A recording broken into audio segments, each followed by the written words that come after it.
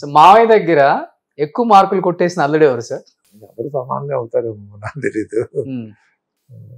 Sir నలుగురు అల్లుళ్ళు బాగుంటారు. నేను యాక్చువల్గా మిగతా వాళ్ళకి యాక్సెస్ లేదు.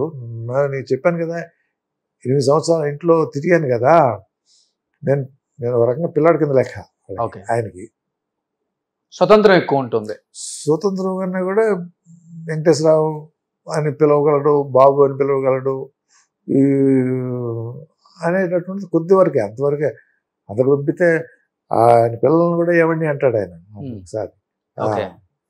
అలా ఆయన టైం ఉండదు, బేసిక్గా టైం ఉండదు. మీరు మామయ్య అని పిలుస్తారు? మామయ్య అంటే మామయ్య ఏమంటారు నాకు తెలియదు ఏమంటారు. ఆయన చేసిన సినిమాల్లో మీకు బాగా నచ్చిన సినిమా సార్? దానివేశ్వర కన్నా మామూలు విషయం కాదు, ఆల్ టైమ్. ఎందుకంటే నేను దానిలో ఇంకోటి చూసింది ఏంటంటే, ఆ టైం అప్పుడు నేను ఉన్నాను ఆయన దగ్గర. 3 పాత్రలు, డైరెక్షను. ఆయన డైరెక్షన్ అంటే ఎట్లా ఉంటుందంటే స్క్రిప్ట్ కూడా ఆయన రాసుకుంటాడు. ఓకే. ఆయన రాసుకున్నప్పుడు కెమెరా ఇంత దూరంలో ఉండాలని కూడా రాస్తాడు స్క్రిప్ట్లో. ఆ క్యారెక్టరు ముగ్ధ మనోహరంగా ఇలా కూర్చుంటుంది అని కూడా రాస్తాడు. చూడండి, ఆయన దాని బొమ్మ కూడా వేయగలడు. ఓకే. డ్రా కూడా చేయగలడు, ఇట్లా ఉండాలి సీన్ అని. బాబు గారు చేస్తారు ఇది. సో దాంతో ఆయన ఆ షూటింగ్ అప్పుడు 18 రోజులు డే అండ్ నైట్ కిరీటము అవి పెట్టుకుని కూర్చోటము సాధ్యం కాదు, నిలబడే ఉండాలి కంటిన్యూస్గా. తర్వాత డైరెక్టరు కంటిన్యూటీ, ఇవాళ ఒక సీన్ తీస్తున్నామంటే దీని కంటిన్యూటీ మళ్ళీ ఎప్పుడో తీస్తారు. సో ఆ సీన్లో ఆ క్యారెక్టర్కి ఏమి ముక్కు కూడా పెట్టారు, ఏ చీర కట్టుకున్నది, ఏ ఆభరణం పెట్టింది కూడా హీ విల్ టెల్. తర్వాత ఆ క్యారెక్టర్స్, ఆ 3-4 క్యారెక్టర్స్ ఉంటాయి ఒకే ఫ్రేమ్లో. ఓకే. వాళ్ళకి డైలాగ్ ఉంటుంది, ఆ డైలాగ్ ప్రాంప్టింగ్ కూడా ఈయన చేస్తాడు. ఓకే. ఈయన చేయగలడు. తన డైలాగ్ చెప్పుకోవాలి, మళ్ళీ వాళ్ళ ప్రాంప్టింగ్ చేస్తాడు, కెమెరా ఎంత దూరంలో ఉండాలని చెప్తాడు. ఓకే. ఇది ఎట్లా సాధ్యం అండి? తర్వాత 3 క్యారెక్టర్స్ ఒక్కొక్కసారి కృష్ణుడును దుర్యోధనుడు ముగ్గురు ఉండాలని అంటే ఆ ఫ్రేమ్లో గంటలు పట్టుద్ది. అవును. అది ఇప్పుడులాగా టెక్నిక్ లేదు. ఈ కెమెరాకి లెన్స్ మీద 3 అతికిచ్చేసేసి వెనక్కి తిప్పి కెమెరాని మళ్ళీ ఆ క్యారెక్టర్ యొక్క దానికి సమాంతరంగా రియాక్షన్ ఇచ్చుకుంటా ఇతర క్యారెక్టర్స్ మళ్ళీ తీయాల్సి వస్తుంది. అది మాట్లాడిన దానికి రియాక్షన్ చూపించాలి. ఓకే. ఈ 3 ఈ ఫ్రేమ్ మీద మళ్ళీ వెనక్కి తిప్పి మళ్ళీ ముందుకు తిప్పుతూ ఉంటారు. ఎట్లా సాధ్యం అండి అది? అది మళ్ళీ డైరెక్టరు, మళ్ళీ క్యారెక్టరు. ఓకే. ఇవన్నీ ఒక మనిషికి సాధ్యమా అంటే అది ఆయనకు మాత్రమే సాధ్యమైంది. సో అందుకని మీరు ఆ షూటింగ్ చూశారు కాబట్టి. షూటింగ్ చూసే కాదు, నాకు కొద్దిగా ప్రమేయం ఉంది దీంట్లో. అంటే నేను చెప్పిన తర్వాత నేను కూడా ఒక సినిమా తీశాను నేను. సో దీనిలో కొంత ప్రమేయం ఉంది. ఇవి ఎవరికి సాధ్యం కావు. ఇవి ఇవాళ డైరెక్టర్లు కానీ, ఇంతకుముందు చేసిన డైరెక్టర్స్ కానీ ఇలా యాక్ట్ చేస్తూ డైరెక్ట్ చేస్తూ ఆ అసిస్టెంట్ డైరెక్టర్ చెప్పేటటువంటి క్యారెక్టర్, అవతల క్యారెక్టర్ యొక్క ప్రాంప్టింగు, లేకపోతే అవతల క్యారెక్టర్ యొక్క డ్రెస్, ఆహారము.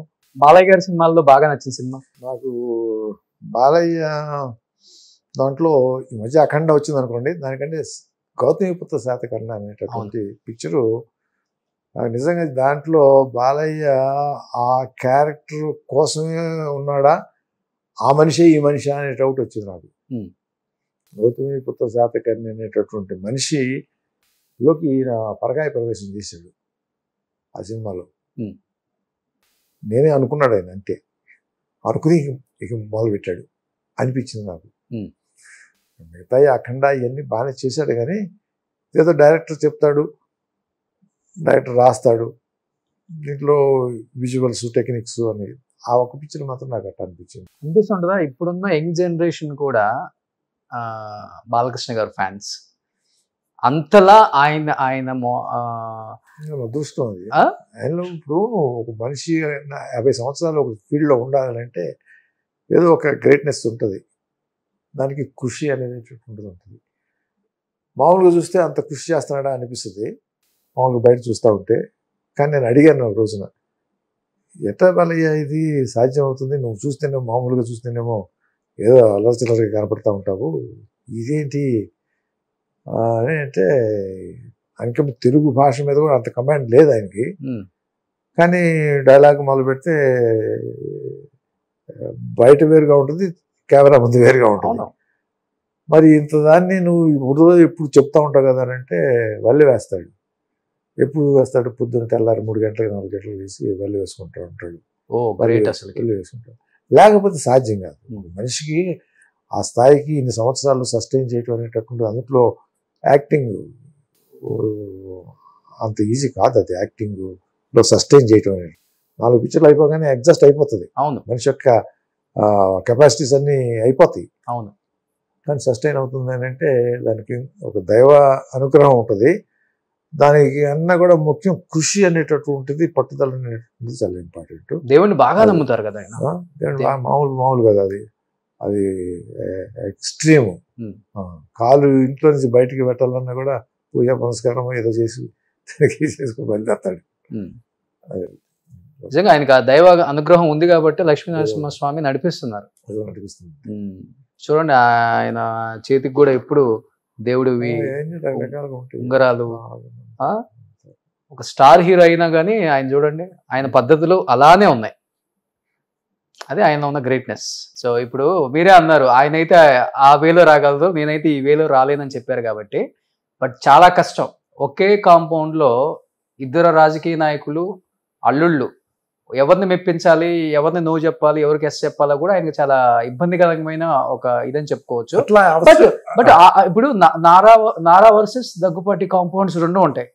ఇక్కడికి వెళ్ళొచ్చారా అంటే అక్కడికి వెళ్ళొచ్చారా అంటారు, అక్కడికి వెళ్ళొచ్చారా అంటే అక్కడికి వెళ్ళొచ్చారా అంటారు. ఇవి ఎక్కువ ఉంటాయి ఆ రోజుల్లో. బట్ ఎలా బ్యాలెన్స్ చేయగలిగారు ఇద్దరు? అంటే ఇద్దరి మధ్య అండర్స్టాండింగ్ ఉంటుందా మీకు చంద్రబాబు గారికి? ఇప్పుడు మేము కాకపోతే ఏ రాజకీయ వ్యవస్థలో అయినా కూడా, ఇందిరాగాంధీ ఉందనుకోండి, 2 గ్రూప్స్ ఉండేవి, పేర్లు గుర్తులేవు. అట్లా ఎక్కడైనా కూడా ప్రతి చోట కూడా 2 గ్రూప్స్ ఉంటాయి. ఇప్పుడు చంద్రబాబు దగ్గర ఉన్నా లేకపోతే జగన్ దగ్గర ఉన్నా 2 గ్రూప్స్ ఉంటవి. ఇవి మామూలే. కాకపోతే ఏంటంటే నాయకత్వం ఏం చేస్తుందంటే దాన్ని బ్యాలెన్స్ చేసుకుంటా, అది అవసరం కూడా పార్టీకి ఎప్పుడు కూడా. ఎందుకంటే 2 వర్షన్స్ను వినాలి. నాయకత్వంకి ఏంటంటే ఆ ఫ్రీనెస్ ఎప్పుడు ఉంటుంది.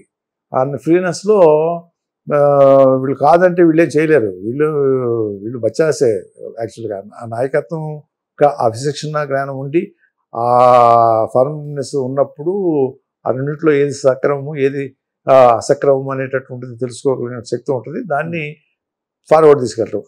అక్కడ ఏంటంటే ఆ సక్రమం అనేటటువంటిది తీసుకోవడంలోనే షార్ట్కట్, లబ్ధి, మనీ, వికెట్నెస్, కక్ష పూరితంగా ఉంటుందా లేకపోతే ఫెయిర్గా ఉంటుందా, ఇవి చాలా ఇంపార్టెంట్. ఇవి కూడా ఇవాళ రాజకీయ నాయకుడికి ఇవన్నీ డబ్బు అవసరము, వికెట్నెస్ అవసరము అనుకుంటే ఆ రోజుల్లో నాలాంటి వాళ్ళకి చాలా సాధ్యమయ్యేది కాదు. రెండో వైపున చెప్పిందనే ఆ ఫెయిర్నెస్ లేకపోతే ఇంకో రకమైనటువంటి ఆదర్శము లేకపోతే సిద్ధాంతము, దాన్ని కూడా మనం తీసుకెళ్లాలనేటువంటి నాయకత్వం కనుక ఉద్దేశం అయితే మన సర్వే అవుతాం. లేకపోతే ఓకే. సుమన్ టీవీలో మీ పర్సనల్ అండ్ బిజినెస్ ప్రమోషన్స్ కోసం కింది నెంబర్కి కాంటాక్ట్ చేయండి.